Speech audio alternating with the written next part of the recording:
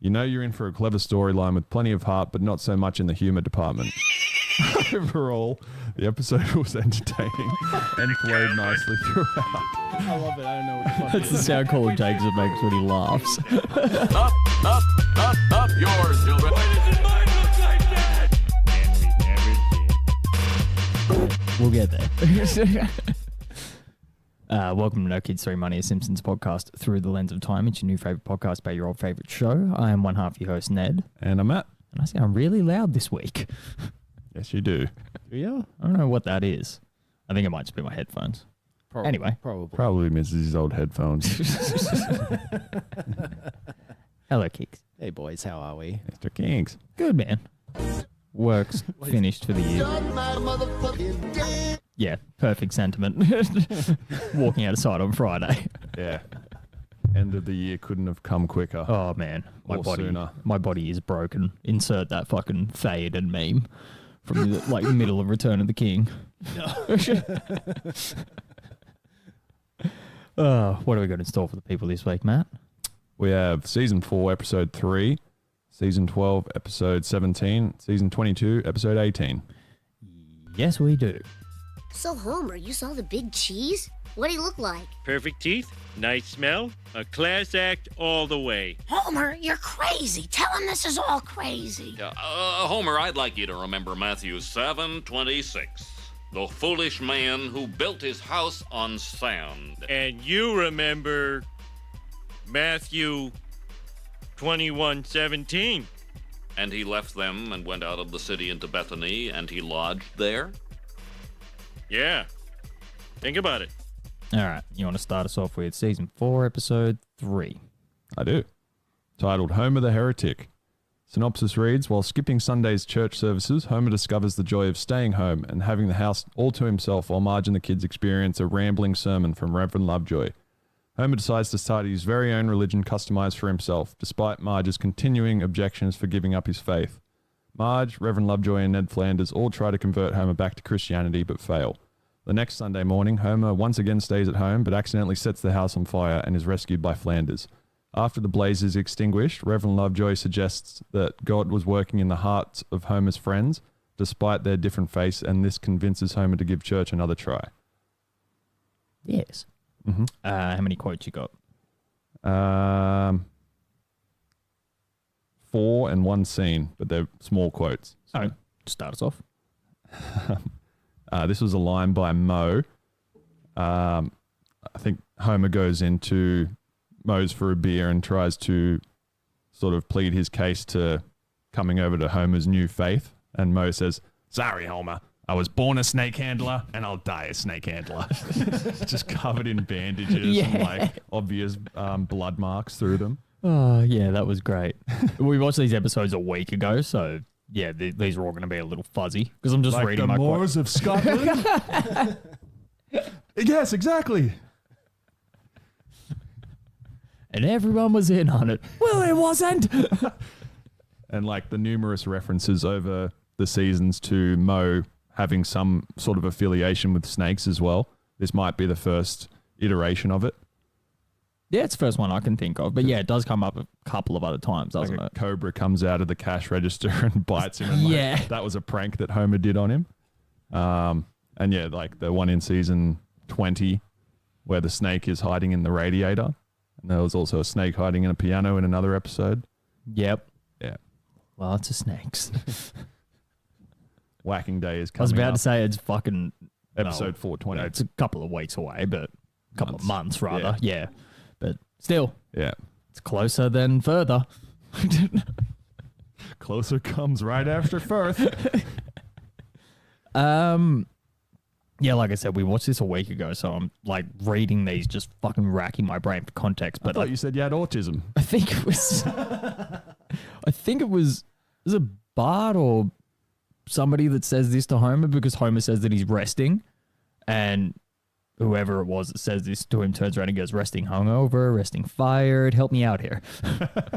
Yeah, I can't put anything else to that. I feel like it was Bart because it sounds like a smart ass thing to say. Yeah, because Marge is talking to Bart about why Homer isn't coming to church. That's right. Yeah. You're welcome. Thank you. Tisms are doing it for ourselves.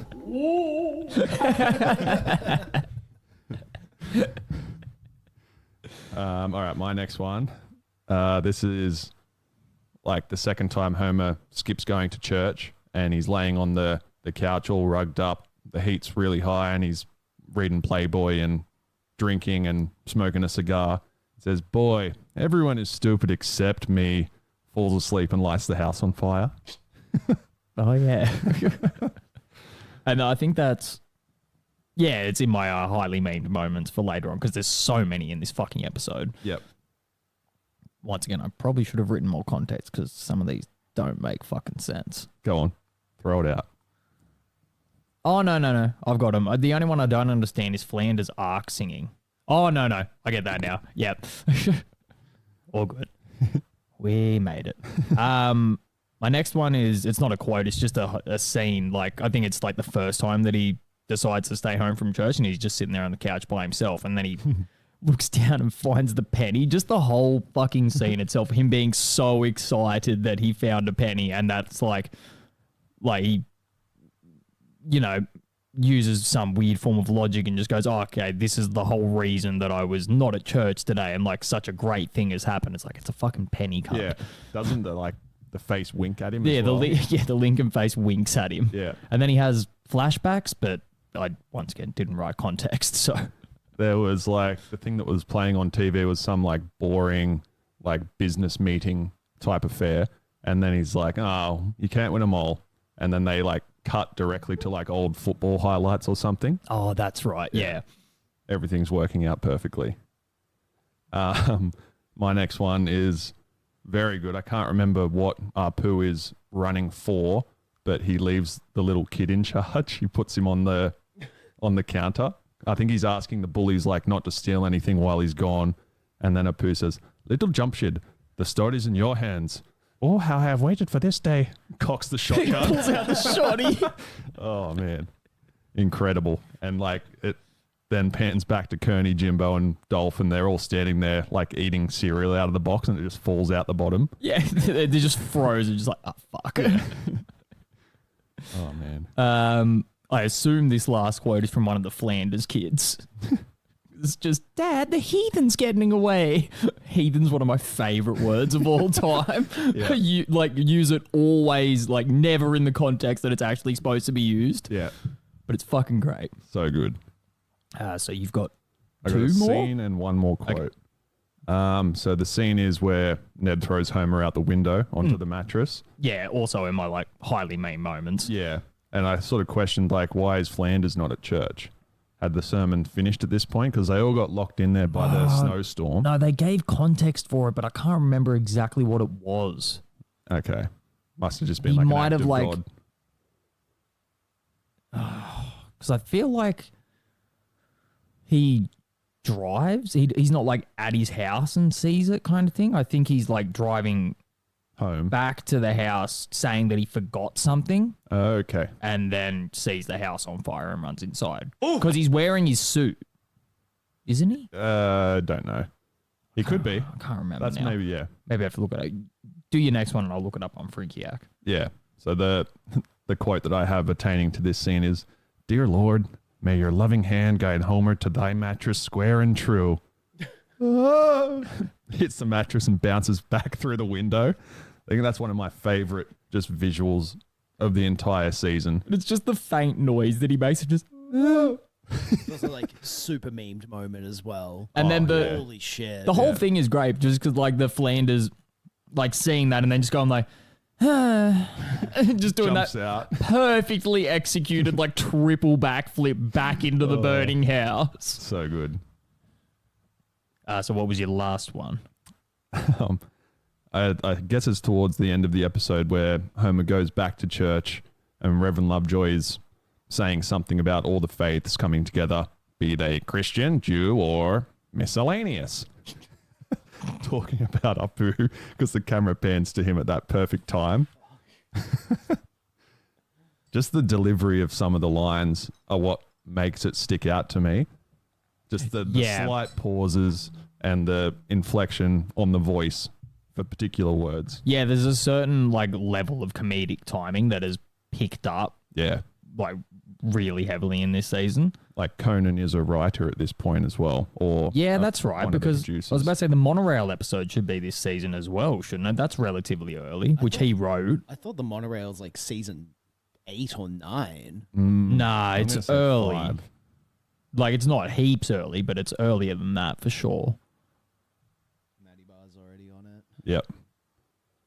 No, it's season 4, episode 12. You're right. Oh. Written by Conan O'Brien. I thought so. So yeah, it's not even far away. Damn. Okay, and I was wrong. Flanders is in his like regular clothes. Yeah. So yeah, That's I'm, why it was so like I'm jarring trying to to see. find like the context for him actually like being at home, but yeah, that makes no sense either. Somebody can explain that, then Oh, yeah. I see. Comment Then or- everything is wrapped up in a neat little package. Um, I've got a production note. So Mm-hmm. the episode was notable for portraying God as having 5 fingers on each hand, as opposed to the 4 fingers of every other character on The Simpsons. Extensive debate arose as to the nature and meaning of the design. However, on the DVD commentary, director Jim Reardon confessed that it was simply a production oversight. okay.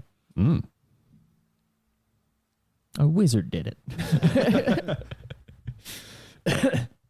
I think I went through all of my highly meme moments. Oh, we didn't talk about the first one, The which biggest is one of all. surprising you didn't have a quote. Yeah, so like after he decides to stay home from church that first time, and it sort of pans into him being in the bedroom, all wrapped up in the just a big toasty cinnamon bun. Yeah. I think that's like maybe one of the widest known quotes because like everyone would People post it all the time without like the text and everything like that, and Yeah. like you know what it is straight Yeah. away as soon as you see it. That's it. Like an image that speaks 1,000 words. Yeah. Yeah. I have one cultural reference, and I didn't look it up, but I'm assuming maybe you have a note for it. Risky business? Question mark. Yes. Correct. Cool. Yeah. Basically a shot for shot of that scene where Without Tom- the song, obviously, but yeah, there is a song playing. I don't there's know. a song playing, but it's not the song that plays during that scene. There's something like old records off the shelf. That's It's old time rock and roll. What's the name of that fucking song? Kegs. Help. I don't know, bro. The song from Risky Business when Tom Cruise danced around in his underwear. Like slides in on his socks. Yeah. it's called old time rock and roll. Yeah, it's There all you go. time rock and roll, yeah. You're welcome. Thanks. I got one through line, and it's a real life through line to something that Killer and I had sent back and forth to one another for years. So there's a scene where Homer is also laying in bed and Marge is awake looking at him having a dream. So it might have been when he saw God for the first time or whatever, and God's walking away. Homer comes back to reality, but it's a shot of him still asleep, drooling and just waving. Oh yeah. One of the best visuals of all time. So the meme that Killer and I used to send to one another was Homer in the top part, like smiling and waving, and Scarlett Johansson in the bottom one waving back at him. Oh man, it used to get us every single time. I'm sure he will remember. I did try and look for the photo just then, but yeah, I looked in all of our Mine and Killer's chats throughout the years, and it's just not there. Tried to Google it, couldn't find it. Mandela affected yourself. It was definitely real. He can attest. Well, if I Mr. had, Simpson, no! if I had told him in time, he'd probably be here to do that. Well, true. He is missing his favorite episode Yeah. in next week's podcast. Yes. Damn. Where were you on that one, dipshit? Completely vacant. Yeah, have you got? Is there any reviews for this episode or? Sort of. I'll read this one out. So, Dan Castellaneta named it his favorite episode of the show, together with Simpson and Delilah and Lisa's Substitute. So, very good picks from him. Yep. When the Simpsons began streaming on Disney Plus in 2019, former Simpson writer and executive producer Bill Oakley named this one of the best classic Simpsons episodes to watch on the service.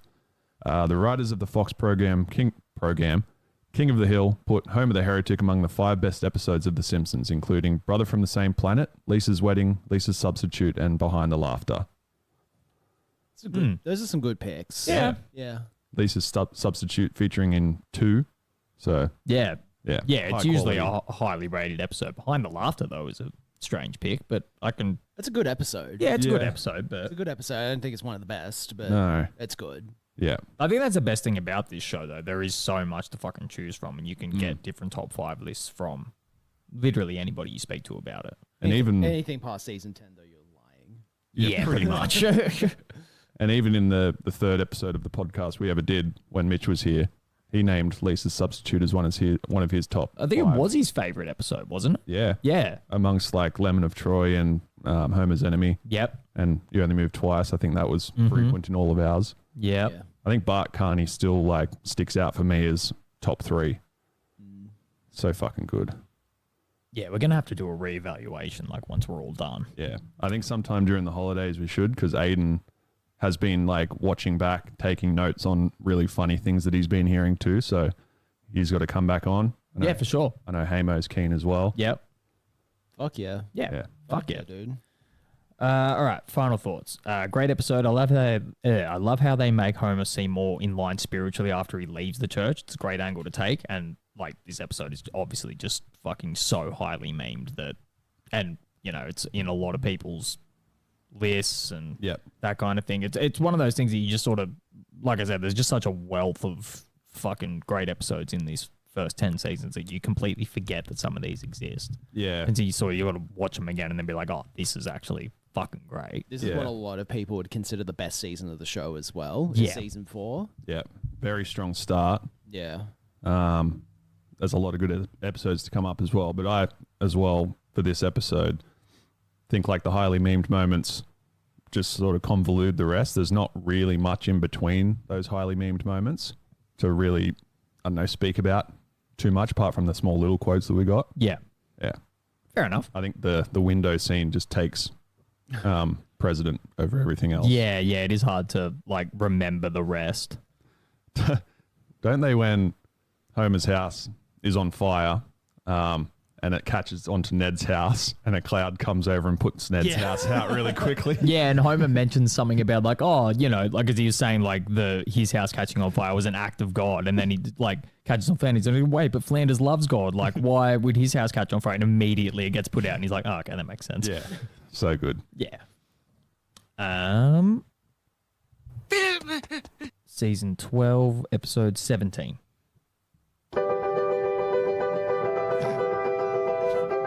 The fuck is this?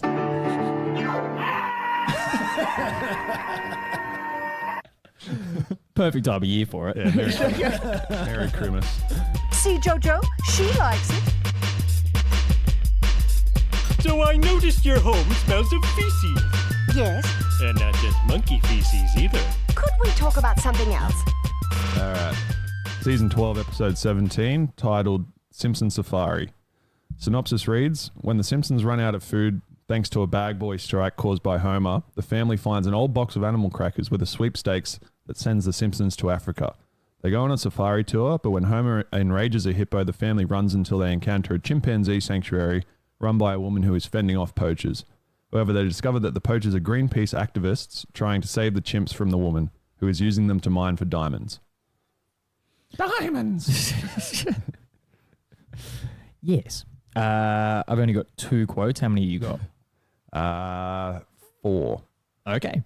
Well, you can start us off then. Yep. This first one, I believe, was by Kent Brockman.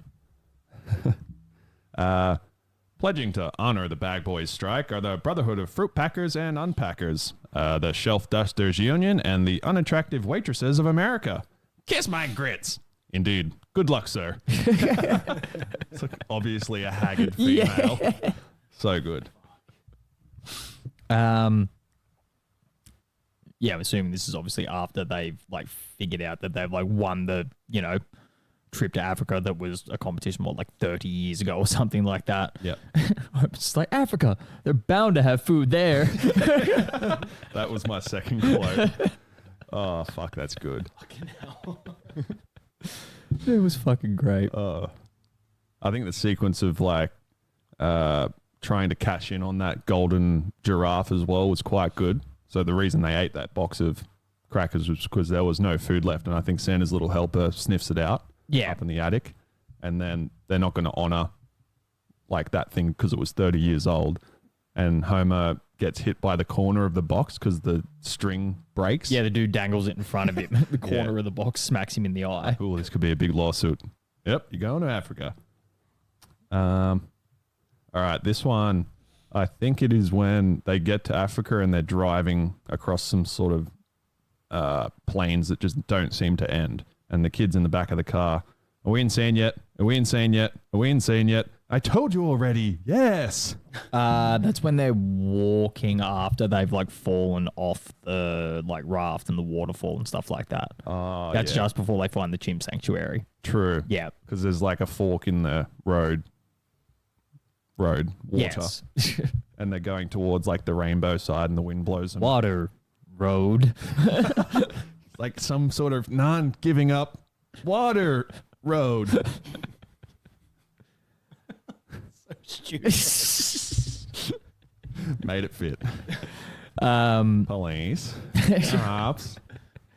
My my next quotes are like just when they're about to like land in Africa, and the stewardess is like on the loudspeaker telling them, "Yeah, we're about to land in." I can't remember what city she says, but she says we're about to land in whatever Africa, and then somebody pokes their head out the door and she goes, "Oh, apparently it's been renamed to New Zanzibar." Pokes her head out again. Sorry, now it is Pepsi presents New Zanzibar. Oh, so fucking good. My last one.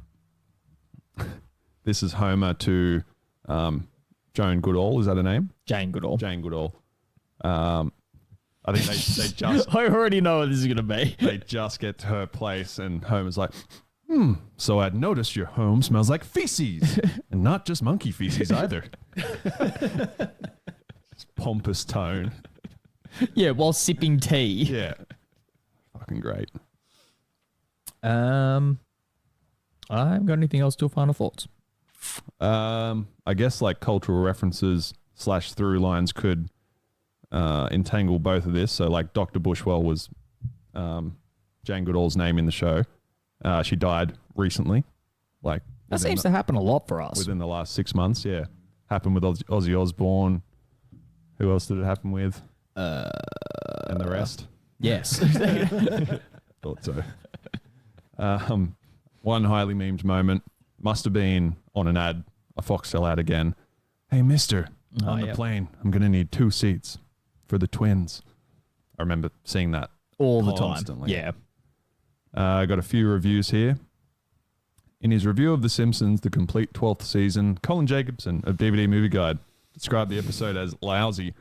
While he admitted that he found a couple of scenes funny, he argued that the episode overall relied on broad gags and never threatens to become inspired or amusing. He concluded by describing the episode as disappointing.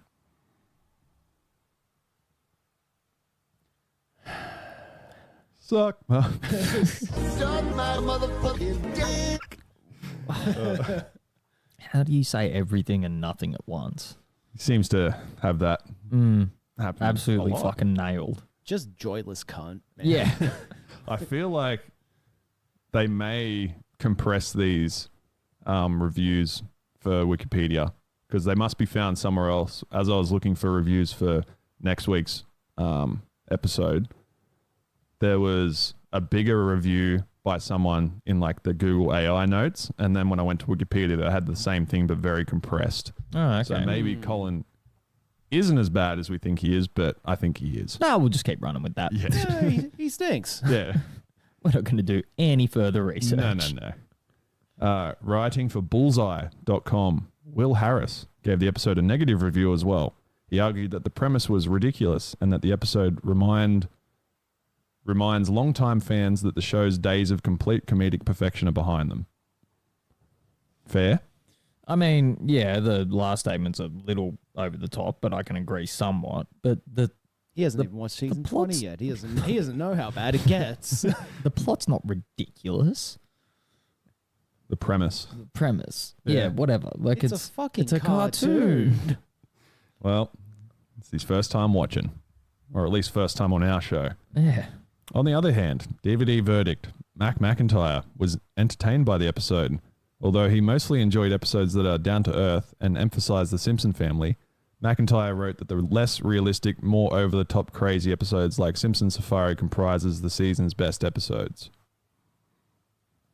I wouldn't say this was anywhere close to the season best episode. No. No. No. It's enjoyable. Yeah. Like, it's a, 5 out of 10. You know Yeah. what I mean? Like, it's so middle of the road. It's fine. Like, you get a chuckle here and there, Yep, but it's not, like, Yeah. offensively bad like anything in season 20. exactly. That's the end of that chapter. Yeah, my final thoughts aren't even really that conclusive. It's like, it was an okay episode, but it's just like, I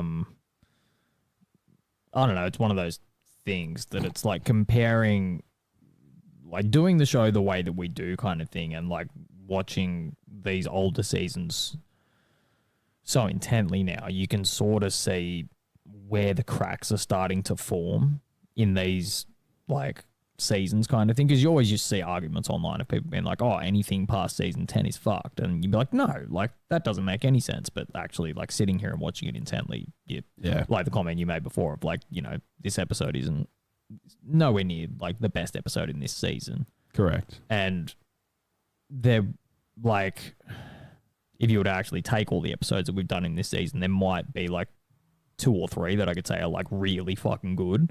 Yeah. And then the rest of them are just like, they're good. They're obviously better than what we're about to fucking experience, but Yep.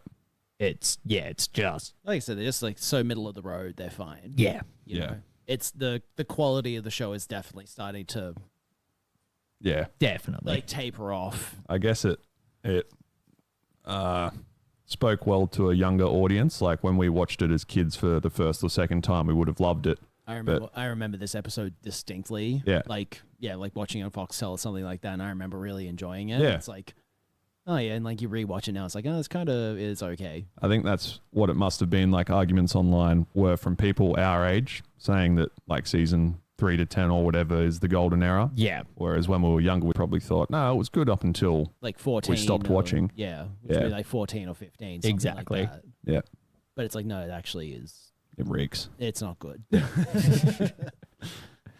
Alrighty. Well, speaking of things that reek, season 22, episode 18. Wait, speaking of things that reek, No, it doesn't. yes, it does. What's this? What the fuck is that? I don't even know, just some random. Literally, if you look at the title of that, it says, I don't even know.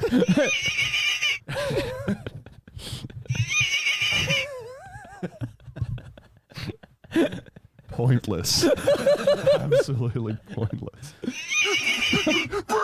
Press the, no, left. This one? That one, down. He brought it back.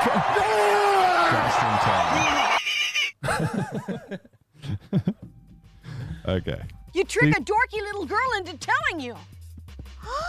Yo, Dad, is a 3/4 flangeless friction slide. What about the locks on the lid? Schmuck bait. Sweet, sweet. Oh, and the next time it's my weekend with you, I promise there will be no chicks over. Just you, me, the Komodo dragon, and Ben Roethlisberger. Hell to the yes. Season 22, episode 18. The Great Simpsina. Synopsis reads, Lisa becomes friends with an old widower magician who gives her insight in performing one of Houdini's greatest tricks. After showing off the act at school, she tells the secret of the trick to a boy she likes. The boy is the son of a rival magician who plans to show the trick at a convention. Lisa tries to redeem herself by preventing the rival's trick, but he ends up in danger. The widower magician saves him, who vows to quit magic as a result. I feel like the episode was a lot better than the synopsis makes it sound, and that's giving it a lot of credit. I feel like it was watchable. Do you have quotes and stuff? Yeah. Because I have nothing. Awesome. Lots of unused stuff in there. Okay. It's one of those things. Like, I'll fucking. Yeah. I don't know. Like you said, like the week before, like compared to what we, saw last week, it was significantly better, but it's Yeah. still fucking terrible. You gave us a Colin Jacobson analysis on this one. Yeah, pretty much. Right. So this is like Lisa standing in front of a warping mirror, and it says her future is morbid obesity, and then quotes, it's made for the American market. I'm pretty sure Homer says that to her or whoever is running the show. I quite liked it. Then Nelson using the underwear he's tried to wedgie on Martin to make a blanket for himself. So at some point in the episode, he's giving everyone a wedgie and ripping them completely off. And then, yeah, it just gives a 1 second pan through Nelson's window and he's sewn them all together and is using them as a blanket. Well, yeah, that's one thing that you always, like, we have accounted for this entire time. The visual gags have still been good consistently. Yeah. Like, throughout these season 20 episodes, which is, I think, one of the most annoying things about it is the fact that it's like they're obviously still good or, like, capable of writing quick, like, well-written comedy. Just stuff like that. Just visually, though. Yeah, but, like, obviously that's like anything writing, it's like, oh, no, it's like, get this joke that isn't funny and drag it on for a minute. Yeah. Yeah, but it's my point is, if they can objectively see that that's funny, why can't they then see that the fucking 20-second joke that they'll, like, linger on after it is not funny? I just... Agreed. First prize. Because they're bad at their job. Yeah. Everyone that was there in the original days is surely gone. Yeah. Like, I think we've talked about it before. There's probably a team of 10 or 15 writers at any given point in time, whereas back in the day there was maybe 5 or 6 that popped up all the time. Yeah. So their brains worked way better together. It's just a fact of too many cooks. Exactly. You know? Yeah. Poochie okay with everyone? Yeah. That's what it ended up being. Yeah, pretty much. The last thing I have, because there was like a Chris Angel parody, essentially. That was the rival magician. And he says, I'm done with Magic Son. We're gonna move home back to Canada and run for Prime Minister. And then my note was, did Chris Angel actually do this? Did he? I didn't even look it up. Someone out there, look that up for us. Aiden, I know you're listening. Look it up. Thank you. Cultural references, dancing scene with ghost of his wife at the end. Also didn't look up what it was referencing. Through line. So this was another instance of like a banner or something advertising a Krusty branded thing. Mm-hmm. It had another KKK reference. So Krusty's creepy conjuring kit. Another instance of KKK. The extra K is for BYOKK. Then I got 2 reviews. Eric Sandwich of TV Fanatic gave the episode a rating of 3.8 out of 5 stars, writing from the opening, The Great Simpsona because... What the fuck? That makes no sense. The Great Simpsona, something, a typical Lisa episode of The Simpsons. You know you're in for a clever storyline with plenty of heart, but not so much in the humor department. Overall, the episode was entertaining and flowed nicely throughout. I love it. I don't know what the fuck That's the sound Colin Jacobs makes when he laughs. I hyena getting choked by him.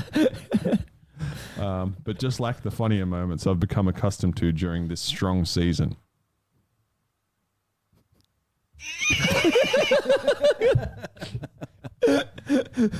I don't get that Chris Angel joke of him running for Prime Minister. There's just like nothing about this online at all. Like, I think they were just maybe trying to make him look like a fuckwit because he is. Yeah, true. But also, like, I don't know, if you're writing a joke, write a joke. Yeah. Like, it stuck out enough for me to go, okay, that must mean something. It's like, is that a reference to something? Apparently not. Yeah. No. It's just... We don't care. Yeah. We know no one's going to look this up. No we never no did. one's watching. No one's going to look it up. Rowan Kaiser of the AV Club rated The Great Simpsona a B-, stating, tonight's episode was an almost platonic example of the modern Simpsons trying to recreate the glory years and not quite getting there. Why would you give it a B-? It has all the ingredients, a weird, irrelevant opening act, an investigation into a quirky aspect of American culture, and a single new character / guest star altering one of the Simpsons' lives temporarily. The jokes generally landed when they were made, and the ending was surprisingly sweet. It was just unfortunately non-essential. None of the episodes are. Yeah.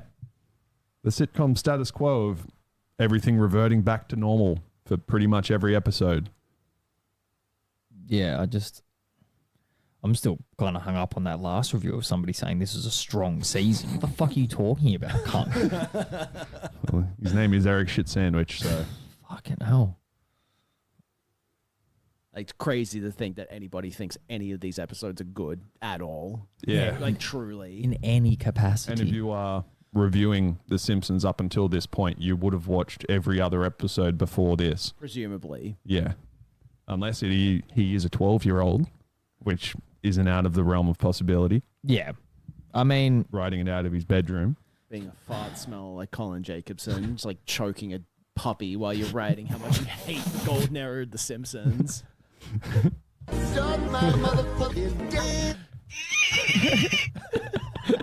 what I meant. That's the puppy. And then when he finally comes...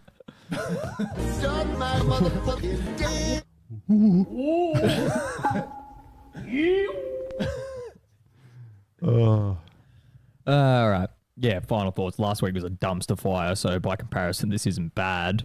No lingering jokes, but nothing really made me laugh out loud either. Yeah.